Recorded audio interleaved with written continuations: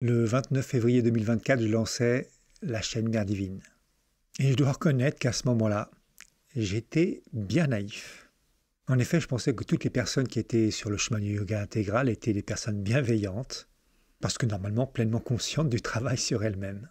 Sans compter que je pensais qu'une personne qui avait lu Sri Aurobindo comprenait Sri Aurobindo. Et bien au fil de cette première année, j'ai découvert les difficultés sur le chemin de l'unité.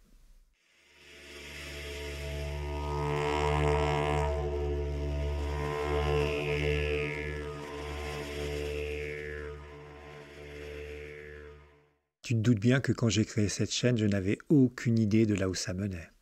Dans ma toute première vidéo de présentation, j'explique pourquoi je lance cette chaîne Mère Divine. En gros, c'est parce qu'il y a très peu de ressources autour du yoga intégral, surtout sur YouTube. Alors oui, on peut trouver des lectures de Mère, de Sri Aurobindo, de Satprem, et c'est vraiment des ressources très précieuses, et je remercie infiniment les personnes qui font ça.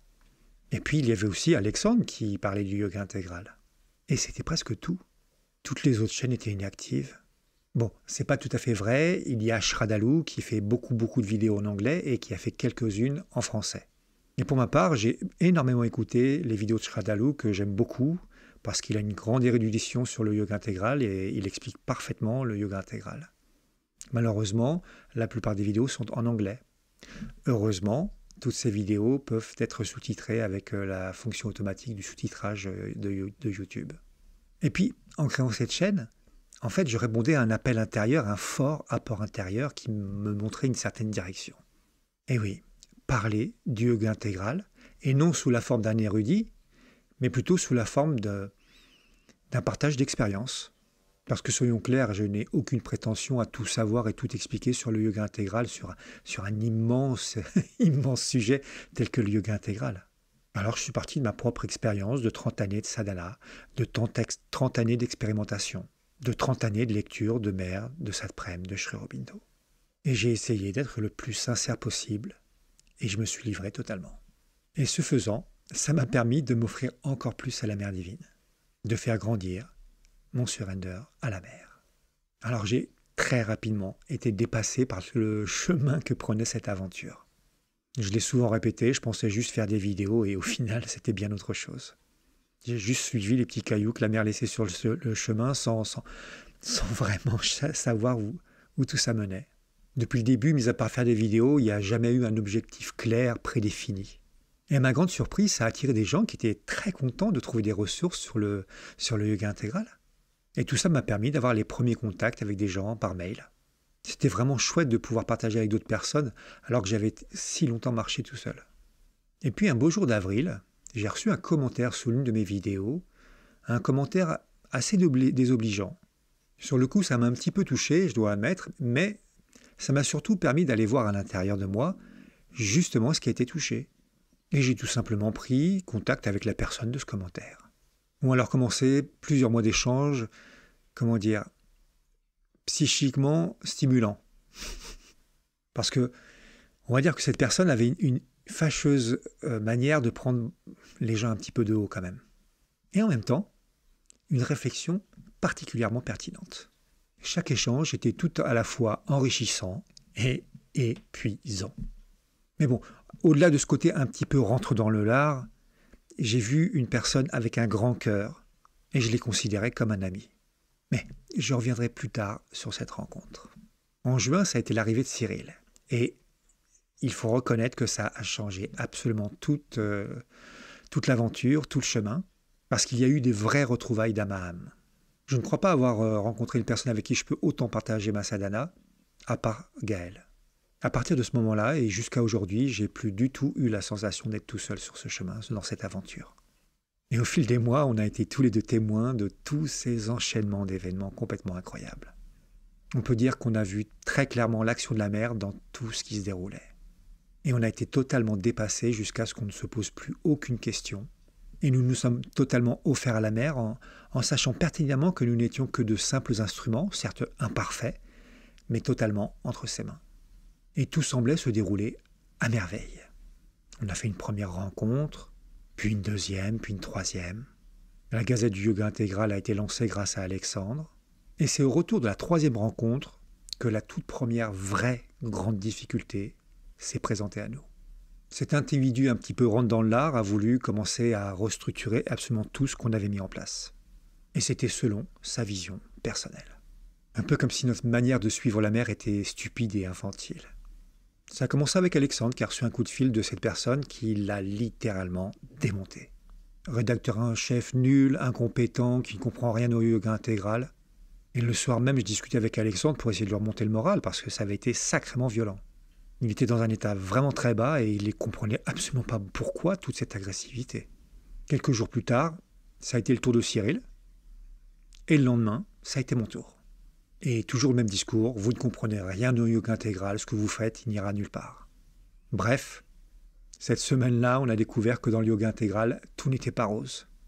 Et le plus étrange, c'est que on nous plaçait dans un camp. Nous étions le clan des méchants. Et jusqu'à ce jour, pour cette personne, nous représentons le camp des méchants. Cyril et moi avons mis plusieurs jours à nous en remettre. Mais nous avons découvert une chose particulièrement importante dans cette expérience. Cette chose, c'était une énergie vitale que nous allions être amenés à rencontrer de nombreuses fois. Cette énergie, on l'a tout de suite sentie dans notre ventre.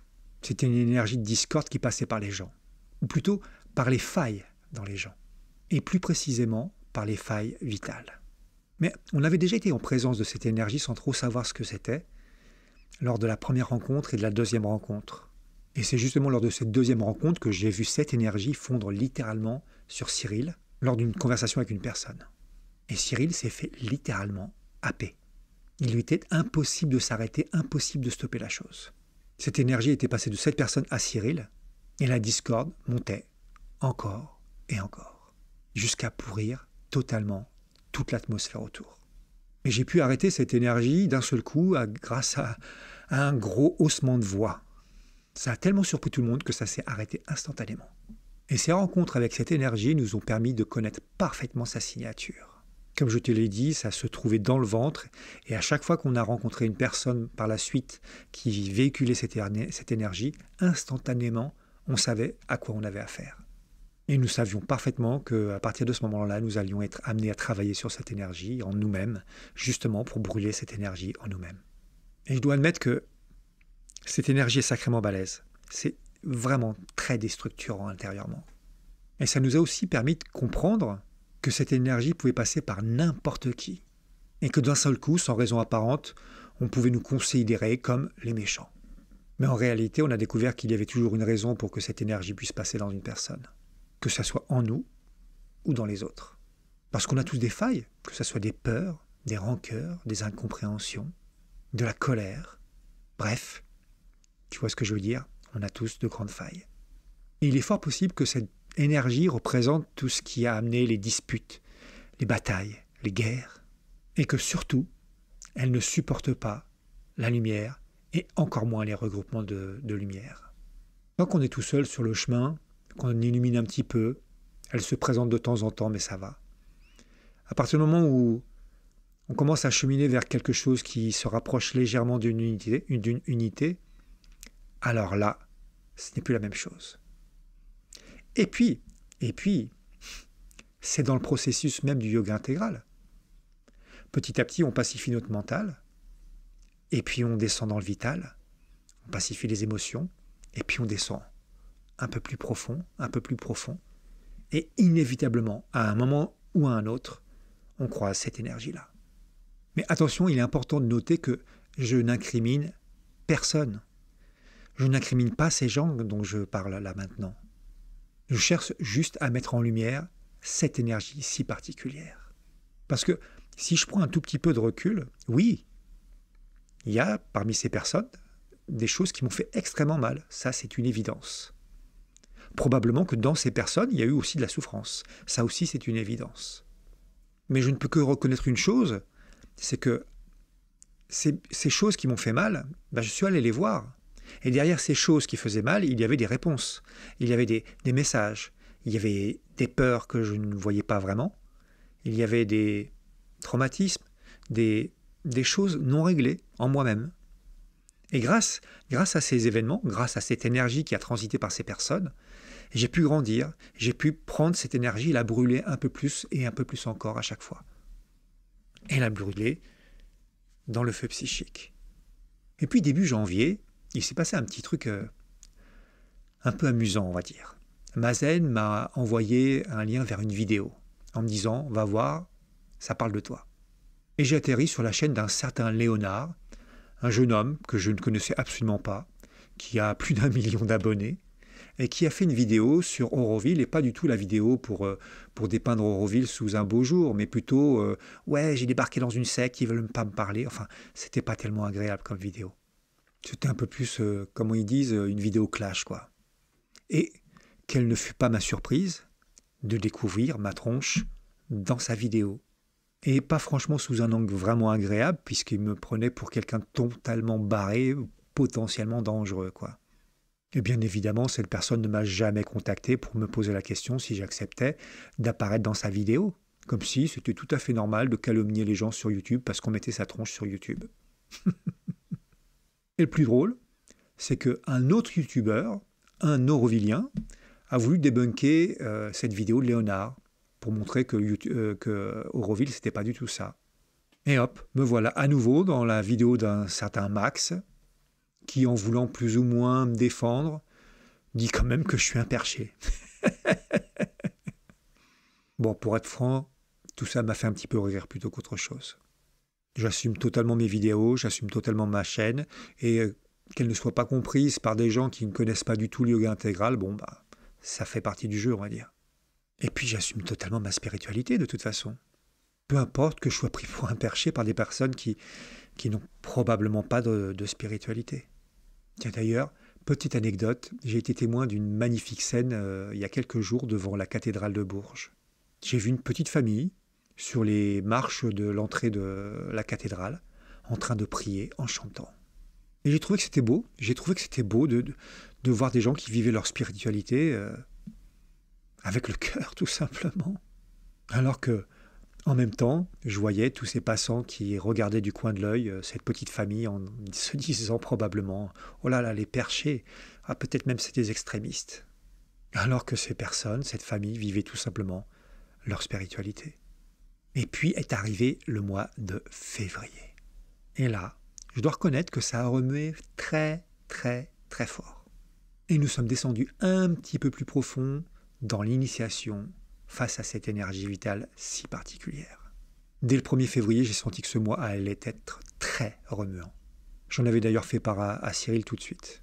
Et encore une fois, je n'avais aucune conscience de la puissance de l'initiation qui allait venir. Ça a commencé sur Telegram avec des remous qui sont tombés sur Mazen. Et ça a eu pour effet d'attirer une personne qui, dès son premier message, a été insultant et agressif. Mazen a voulu tenter de discuter, mais cette énergie était déjà bien présente, et Mazen a fini par s'en prendre plein la tronche. Pour certaines personnes, il est devenu le méchant de l'histoire. Mais ça, c'est les apparences, parce qu'intérieurement, les choses étaient tout autres. Parce que nous savions que nous étions encore en présence de cette énergie de discorde. Et encore une fois, ce n'est pas l'individu qui l'a véhiculé que je pointe, c'est bel et bien cette énergie. Parce que je connais cette personne, je l'ai déjà rencontrée une fois, et ce que j'ai vu dans cette personne, c'est une grande douceur et une grande passion pour les gens. Rien à voir avec une énergie de discorde. Et pourtant, pendant plusieurs jours, c'est ce que beaucoup d'entre nous ont ressenti, de la discorde. Alors quand on suit un chemin spirituel, en l'occurrence le yoga intégral, comment doit-on réagir face à ce type de situation? Parce qu'il y a une pensée qui est vite apparue en moi, qui disait « il va tout détruire ». Et plus Mazen essayait de calmer les choses, pire c'était. Et soyons clairs, je ne pensais pas du tout que je serais amené à me confronter à ce genre de situation. Sans compter que tout le monde attendait de nous une action, une réaction. Je sentais que tout le monde scrutait pour voir comment ça allait se dérouler. Alors comme toujours, quand je n'ai pas la réponse, je vais voir en moi, je descends en moi, voir ce qui est touché, voir ce qui grince, voir ce qui est mis en lumière. Et déjà, la première chose, c'était que c'était exactement la même énergie qu'on avait rencontrée plusieurs fois, avec cette même sensation d'une boule dans le ventre, et puis cette espèce de malaise. Et en allant voir plus loin, en descendant plus loin, en allant là où ça grinçait, j'ai vu mes peurs. Peur que tout soit détruit, peur de mal agir, peur que selon l'action, on puisse m'en vouloir. Et au fond, tout au fond, la peur de ne pas être aimé. Ouah, tout ça en moi, juste avec une simple action sur un petit groupe Telegram où il y a à peine 200 personnes. Alors, j'ai plongé tout au fond de ces peurs pour les regarder bien en face et les donner à la mer. Et d'un seul coup, j'ai vu qu'il n'y avait aucune consistance dans ces peurs. Je suis sur le chemin que la mer trace devant moi. Comment pourrais-je avoir ne serait-ce qu'une seule petite peur? Parce que si je suis dans un surrender complet, si je ne me pose pas de questions, si j'ai foi dans tout ce qui est fait, dans tout ce qui est mis en place, dans tout ce qui s'organise, comment avoir peur? De quoi pourrais-je avoir peur? Parce que je vois bien que tout ça me dépasse. Tout ça m'emmène dans une formidable initiation qui me confronte à des pensées, à des émotions, à des forces du vital. Et que c'est ça le chemin du yoga intégral. C'est se mettre face à ce genre de choses pour qu'elles se transmutent dans un premier temps. Parce que je vois bien que je ne décide rien. Si j'avais décidé quelque chose, je crois que je ne serais pas là en train de faire des vidéos à te parler. À la base, moi je suis plutôt un ermite qui fait sa sanada dans son coin tout seul. J'ai toujours évité toutes les emmerdes et je m'en porte pas plus mal. Et là, du jour au lendemain, Emmanuel, cet illustre inconnu, se retrouve mis devant. Et je croise parfois des gens qui ont des attentes me concernant et qui même parfois sont déçus par moi. Voire même qui finissent par me considérer comme un ennemi parce que je n'agis pas comme ils voudraient que je fasse. On m'a balancé un jour, ne me parle plus parce que tu me manipules. Mais mon Dieu, pourquoi manipulerais-je quelqu'un? Sincèrement, pourquoi ferais-je ceci? Parce que pour moi, rentrer dans ce genre de processus, ça serait inévitablement être à l'inverse d'une sadhana. Ça serait me prendre dans la tronche des trucs hallucinants. Là, je rentrerais sur un chemin où ça deviendrait vraiment compliqué pour moi. Alors, manipuler quelqu'un? Mais pourquoi faire? Alors, quand un individu débarque sur le groupe Telegram pour foutre le bordel, que dois-je faire? Parce que dans ma vie, j'ai toujours fait exploser tous les cadres qui essayaient de m'enfermer. Et là, au regard des autres, je me retrouve responsable de tout un groupe qui attend que j'agisse. Alors j'ai agi. J'ai pris le temps de discuter avec les personnes en privé. Elles savaient parfaitement qu'elles foutaient le bordel. Nous n'avions aucune animosité l'un envers l'autre. Et pourtant en lui, je voyais parfaitement cette énergie. Cette même énergie dont je te parle depuis le début. Et je voyais que, selon l'action que je ferais, eh bien je pourrais tomber sous le contrôle de cette énergie. Si je ne répondais ne serait-ce qu'une seule fois, je rentrerais dans ce cercle vicieux infernal. Ça, c'est la force de cette énergie. Elle voit parfaitement toutes tes failles et elle va s'engouffrer dedans pour que tu t'énerves, pour que tu aies mal, pour que tu réagisses et ainsi que tu rentres dans ce cercle vicieux inarrêtable. Et là, tu vas répondre à la provocation, l'autre va répondre encore plus fort, il va attaquer, tu vas attaquer et ainsi de suite. Jusqu'à ce que l'un des deux finisse par claquer la porte. Le seul moyen est de ne surtout pas répondre. Et ça, il faut reconnaître que c'est balèze. C'est balèze parce que on a toujours eu l'habitude de répondre à cette énergie. Parce que pour ne pas y répondre, il faut déjà l'avoir. Parce qu'aujourd'hui, je le sais, mais au moment de l'histoire, c'est pas encore si clair. Alors j'ai été mis face à une action qui a été assez difficile pour moi. Exclure quelqu'un. En créant cette chaîne, j'aurais jamais imaginé être contraint de faire une chose pareille. Vraiment, sincèrement, je ne pouvais pas imaginer un truc pareil. Même pas une seule seconde. Tout s'est fait simplement, sans aucune animosité ni d'un côté ni de l'autre. On s'est dit au revoir, à bientôt, parce qu'on sait qu'on se retrouvera à nouveau, quelque part, un jour ou un autre. Mais quand même, ce n'est pas simple à vivre. Et puis, j'ai senti de nombreux regards sur moi, j'ai senti des reproches, et ça allait même servir par la suite à essayer de me discréditer. Et intérieurement, je me disais, mais quoi les amis? Moi, je suis juste Emmanuel, un gars comme vous, ni plus ni moins. Je ne suis investi d'aucune mission, je n'ai pas plus de légitimité que quiconque ici. Oui, tout ça passe par moi, la chaîne, la gazette, les rencontres et tout le reste. Mais est-ce que ça me donne plus d'importance que les autres? Moi, mon idée, c'est le groupe. C'est pas moi être au centre d'un groupe. Peut-être la seule différence avec certaines personnes, c'est que je vais à fond dans le yoga intégral. Je m'investis totalement dedans. Je m'offre totalement à la mer. Je ne me pose plus aucune question. Je fais fi de mes propres désirs. Je fais fi de ma propre volonté. Je laisse la mer me guider. sans savoir où ça va, que tout s'est mis en place sous mes yeux sans réellement comprendre comment ça fonctionne, sans réellement comprendre comment tous ces événements s'enchaînent. Parce que clairement, ça me dépasse. Et ça fait bien longtemps que ça me dépasse. Mais je continue.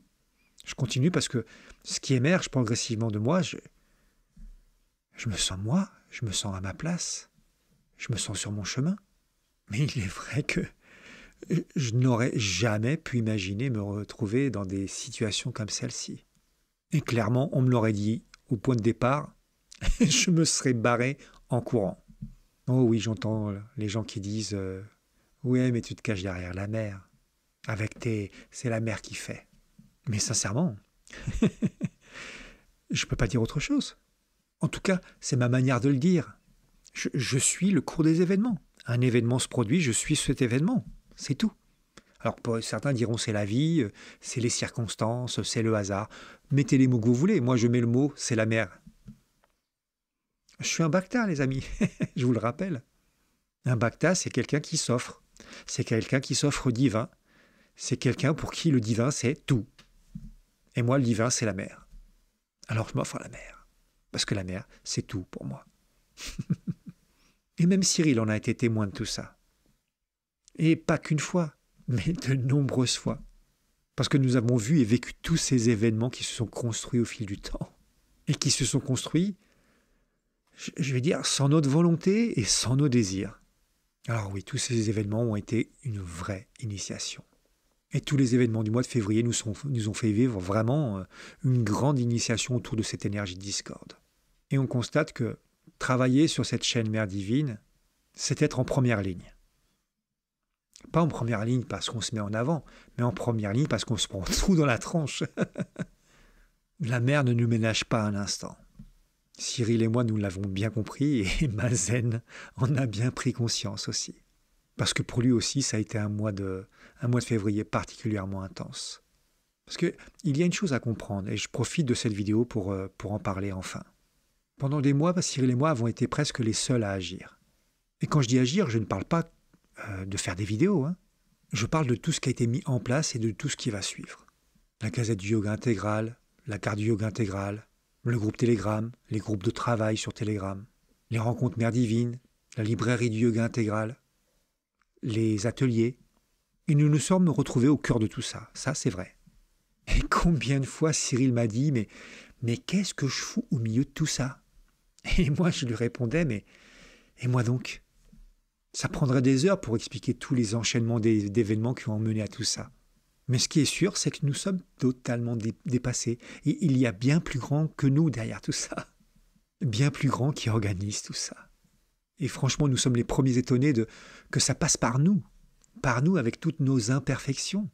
On s'est souvent dit que ça devrait passer par mieux que nous quand même. Et pourtant, non, ça passe par deux petits gars qui ne payent pas de mine. Alors quand on voit un Mazen qui arrive full power, on lui dit « ben viens !» Et quand je vois un Mazen qui s'investit partout et qui fait même le pont avec Auroville, je me dis « waouh, la mer nous envoie un warrior !» Et franchement, ça fait du bien parce que ce n'est pas toujours évident de porter tout ça. À présent, nous sommes 3 à vraiment mouiller la chemise pour la mer. Et ce que j'aime vraiment chez Mazen, c'est son intégrité et cette capacité à se remettre en question. Ça, c'est important. C'est vraiment important. Pareil pour Cyril. Et moi, je m'efforce aussi de me remettre en question tout le temps. Alors, comme pour Cyril, je lui accorde absolument toute ma confiance et tout mon soutien. Et quand il dérape, on en parle. On en parle pour qu'il puisse mettre en lumière ce qui doit être mis en lumière. Pour qu'il puisse travailler sur lui, comme chacun d'entre nous. Alors quand une personne très proche de nous lui tombe dessus, et quand je propose qu'on en parle tous ensemble et que cette personne en refuse toute discussion, pire, quand il quitte un groupe de travail sans explication, eh bien j'en suis resté tout simplement pantois. Et j'ai vu cette même énergie à nouveau apparaître, mais cette fois-ci beaucoup plus forte. Plus forte parce que j'aime beaucoup cette personne, j'ai beaucoup de respect, beaucoup d'estime pour elle. J'aurais aimé pouvoir lui dire ce qui se passait, pour pouvoir lui parler de cette énergie qu'on croise depuis tant de mois. Mais malheureusement, je sais que quand cette énergie est présente dans une personne, ça ne sert à rien de discuter. La seule chose à faire, c'est le silence. Ne surtout pas répondre. Sauf que moins j'ai répondu, plus cette énergie est devenue virulente. agressive, méchante, pour me pousser à la colère. Mais toutes les initiations précédentes m'ont permis de savoir qu'on pouvait réagir autrement. Alors j'ai tenu. J'ai tenu, mais jusqu'à ce moment-là, j'avais une sorte de tristesse. Une tristesse de voir cette personne que je considère comme un ami succomber à cette énergie et finir par m'envoyer un message d'une rare violence. Là, je dois admettre que ça m'a fait particulièrement mal. Franchement, pour moi, ça a été la plus grande initiation de toute cette année de la chaîne Mère Divine. Encore une fois, je n'étais pas préparé à ce genre de choses. Je ne savais pas trop comment réagir. Je sentais cette boule dans mon ventre, je sentais que cette énergie essayait de faire son œuvre en moi, pour me faire sortir de moi. Dans d'autres circonstances, j'aurais certainement incendié cette personne. Probablement que je l'aurais viré du groupe, de tous les groupes. Mais non, c'était pas possible. C'était pas possible que cette énergie gagne. Je savais qu'il faudrait du temps, il fallait laisser du temps et ne surtout pas répondre. Alors comme toujours, je me suis tourné vers la mer et j'ai tout donné. Ma tristesse, ma douleur, mon incompréhension. Et je savais que l'épreuve n'était pas terminée. Je savais qu'il y avait encore du chemin à faire sur cette épreuve-là. Et il en reste encore aujourd'hui, même si ça a avancé, même si les choses sont un peu plus détendues, moins tendues plutôt. Mais je ne veux pas rentrer dans tous les détails, ça ne sert à rien, ce n'est pas ce qu'il y a d'important dans cette histoire. L'important, c'est d'aller voir ce qui est touché, aller voir cette tristesse, cette douleur, cette incompréhension, ces peurs. Et tout ça m'a mené à la clé, le feu de l'aspiration. Le feu psychique, Agni. D'un seul coup, mon cœur s'est mis en feu. Il s'est tout simplement embrasé. Et j'ai tout mis dedans. Et là, j'ai vu le rôle ingrat que certaines personnes peuvent prendre dans nos vies. Elles nous font vivre des initiations qui nous amènent à certaines réalisations. Parfois, c'est nous qui jouons ce rôle ingrat pour les autres. J'ai vu comment ces énergies du vital pouvaient être brûlées littéralement, transmutées dans cet athanor qui se trouve dans notre cœur. Ce feu qui brûle littéralement tous les mensonges. J'ai vu les racines de cette énergie du discorde qui descendent profondément jusque dans le subconscient. J'ai vu que nous serions encore amenés à nous confronter à cette énergie. Ça fait partie du chemin. Ça fait partie du chemin du yoga intégral. C'est inévitable. Mais cette fois-ci, il y avait une chose différente. Une chose différente que Mazen nous a rappelée. Cette fois-ci, nous ne sommes plus seuls. Oh, je vois bien que certains se disent, il se fait encore un gros délire. Mais je vous invite à relire un petit peu Satprem, Mère et Sri Aurobindo. Vous verrez que se confronter au vital, c'est tout sauf une partie de plaisir. Je sais aussi que certains vont se reconnaître dans cette vidéo. Et je vous délivre un petit message. Merci parce que vous nous avez rendus plus forts. Notre foi et notre surrender ont grandi aussi. Le feu d'Agni est activé en nous pour brûler tout ce qui va essayer de nous atteindre. Alors merci infiniment. Parce qu'une chose est certaine, ces expériences nous ont montré une chose vraiment importante, voire primordiale. Nous n'arrêterons jamais. Non seulement nous n'arrêterons jamais, mais mieux encore, chaque attaque nous rendra plus forts. Tout peut s'écrouler, tout peut être détruit, tout ce qui a été construit peut être balayé, nous n'arrêterons jamais. Et nous serons à chaque fois plus forts. Nous irons jusqu'au bout de ce que la mère demande. Traitez-nous de sectes, de gourous, d'escrocs, de manipulateurs, de tout ce que vous voudrez, de toute la méchanceté dont vous voulez. Ça ne nous stoppera pas et nous serons plus forts. Parce qu'il y a une chose en nous qui ne se feint pas, une chose qui nous poussera encore et encore vers l'avant, une force évolutive que rien ni personne ne pourra jamais arrêter. C'est le feu psychique, le feu de l'aspiration, Agni. Et entends bien ceci, ce n'est pas à l'humain que je parle, c'est à cette énergie de discorde et à toutes ses consoeurs. Nous ne nous arrêterons pas, nous irons jusqu'au bout. Et plus nous arriverons à nous libérer de vous, en nous, plus d'autres personnes se libéreront, et plus toutes les personnes que vous avez utilisées se libéreront. Et un dernier point, une décision s'est formulée en moi ce week-end. Je fais parfaitement la part des choses entre cette énergie et les personnes par qui elle passe. Je ne combats pas les personnes, je combats cette énergie. Alors j'ai décidé de ne plus lui faciliter la tâche. Jusque-là, j'ai évité d'exclure qui que ce soit. C'est arrivé, mais finalement, très peu. Eh bien, ce temps est fini.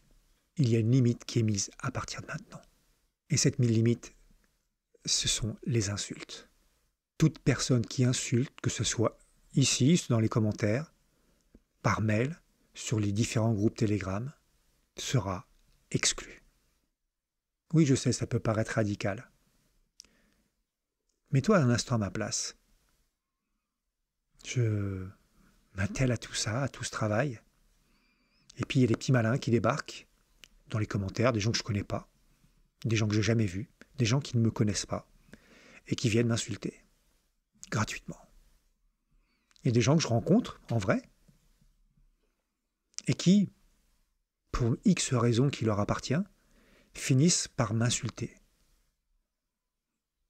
Eh bien, ce temps-là est fini. Ça sera simple. J'ai autre chose à faire que de me recevoir ce type d'insultes. Quant aux critiques, elles peuvent mener à de bonnes discussions. Mais pour ça, il faut qu'elles soient argumentées. Parce que si ce sont des critiques gratuites et sans aucune argumentation, ça sera pareil. Ça sera l'exclusion. Parce qu'il est hors de question de faciliter la tâche de cette énergie de discorde. Parce qu'on peut ne pas être d'accord, ça c'est une chose normale. Mais pourquoi être insultant, diffamant, voire méchant, voire même parfois violent, quoi? Je n'arrête pas de me remettre en question, et puis même il y a des fois je fais des erreurs, et me les montrer à travers une discussion, ça peut m'aider, évidemment, bien sûr, que je suis ouvert à toute discussion où j'ai pu faire des erreurs, et où on peut me les montrer, où je peux grandir. Ça c'est une évidence, et je suis ouvert à ce genre de discussion. Mais encore une fois, avec de vrais arguments, pas avec des petites phrases assassines. Donc, je pose clairement ma limite. J'ai bien conscience que certaines personnes m'ont placé d'office dans un camp opposé au leur. Moi, à la base, j'ai pas de camp. Alors, je laisse la porte ouverte à toute discussion, mais je ferme la porte à toutes les insultes. Alors pour finir, je vais m'adresser directement à toutes les personnes qui croient se reconnaître dans cette vidéo et toutes les personnes qui critiquent. Du fond de mon cœur, je vous aime. Je ne vous en veux de rien. Nous sommes frères, nous sommes sœurs. Nous sommes cette même et unique flamme divine. Nous ne sommes pas ennemis. La bataille ne se déroule pas les uns contre les autres. La bataille se déroule en nous-mêmes, en chacun et chacune de nous. Que nos feux psychiques brûlent tous nos mensonges, pour qu'émerge la vie divine.